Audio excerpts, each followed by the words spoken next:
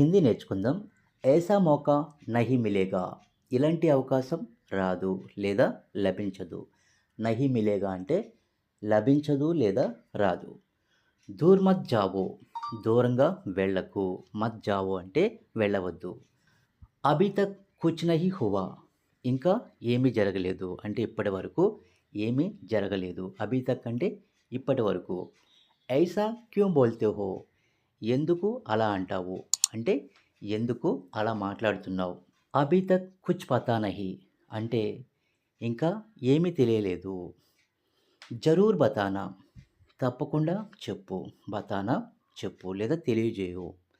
జల్దీ వాపస్ ఆవో, త్వరగా తిరిగిరా. యహ్ తుమ్హారే లియే హై, ఇది నీకోసం. తుమ్హారే లియే హై, నీకోసం.